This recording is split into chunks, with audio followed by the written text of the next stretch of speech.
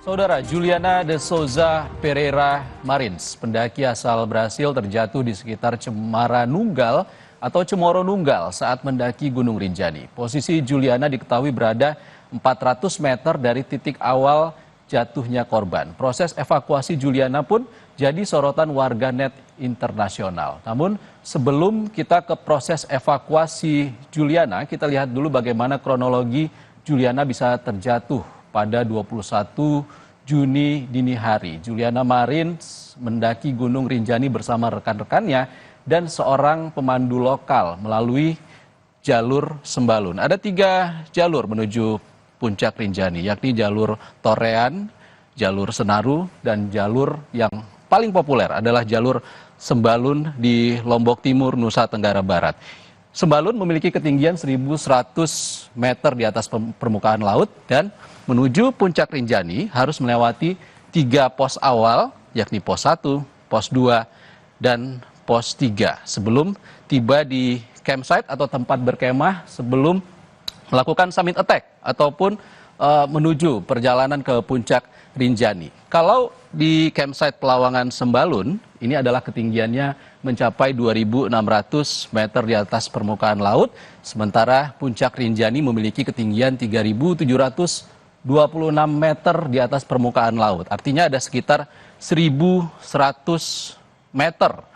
Itu ketinggian vertikal antara campsite Pelawangan Sembalun dan juga puncak Rinjani. Sementara Juliana diduga terjatuh di titik Cemoro Nunggal, yakni adalah hampir di pertengahan antara campsite Pelawangan Sembalun menuju puncak Rinjani. Bisa dihitung sekitar 50% perjalanan menuju puncak Rinjani adalah tiba di Cemoro Nunggal atau Cemara Nunggal. Itu medan berpasir karena itu adalah titik terakhir vegetasi di Taman Nasional Gunung Rinjani setelah kita meninggalkan campsite Pelawangan Sembalun menuju puncak Rinjani yang didominasi perjalanan dengan medan pasir dan juga batu yang sangat tebal dan sangat sulit untuk dilewati. Dan saudara, dari campsite Juliana dan rekan-rekannya pun langsung melanjutkan perjalanan menuju puncak bersama pendaki lain dan pemandu. Tidak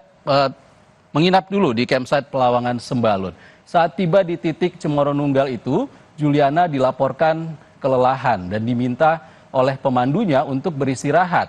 Dan pemandu pun melanjutkan perjalanan menemani pendaki-pendaki lain menuju ke puncak.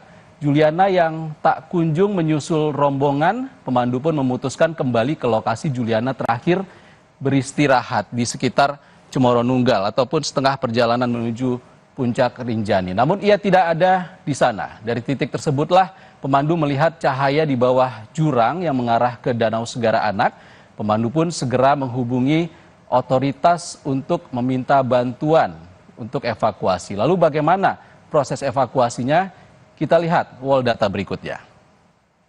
Nah, saudara, pada Sabtu 21 Juni 2025 setelah mendapatkan informasi dari pemandu, tim SAR gabungan langsung menuju ke lokasi membawa alat vertical rescue. Tim SAR gabungan dibagi menjadi 3 kelompok dengan waktu keberangkatan yang berbeda-beda. Pertama berjumlah 5 orang, kedua berjumlah 9 orang, dan yang ketiga berjumlah 5 orang. Pukul 19.50 malam, tim SAR gabungan pertama dan kedua tiba di lokasi dan langsung mencari korban. Tim pun menyisir pinggir jurang untuk memastikan posisi korban secara visual, namun saat itu korban tidak terlihat.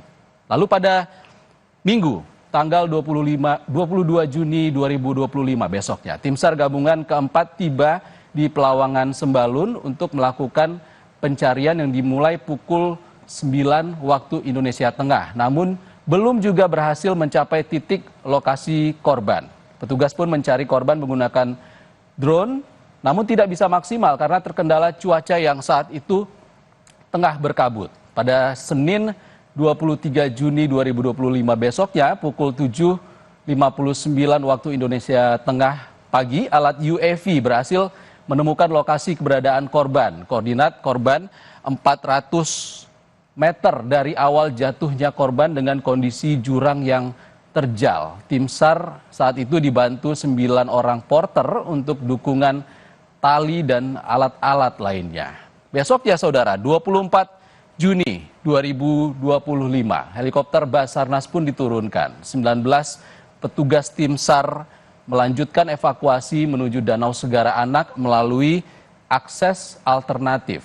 Pukul 12:10 siang, perwakilan Kedubes berhasil meninjau posko Sembalun yang ada di bawah. Helikopter milik PT Aman saat itu yang diturunkan tidak dapat maksimal dalam proses evakuasi karena lagi-lagi terhalang kabut tebal yang menyelimuti Gunung Rinjani. Dan hari ini saudara, evakuasi dilanjutkan menggunakan helikopter dari posko Sembalun menuju Rumah Sakit Bayangkara Polda NTB. Dan saudara, pemerintah Indonesia melalui Kementerian Pariwisata menyatakan keprihatinan atas insiden ini. Menteri Pariwisata memerintahkan seluruh instansi terkait untuk memperketat SOP serta pengawasan aktivitas pemanduan destinasi ekstrim. Kejadian ini jadi peringatan akan pentingnya protokol keselamatan yang ketat, terutama destinasi wisata ekstrim, salah satunya Gunung Rinjani.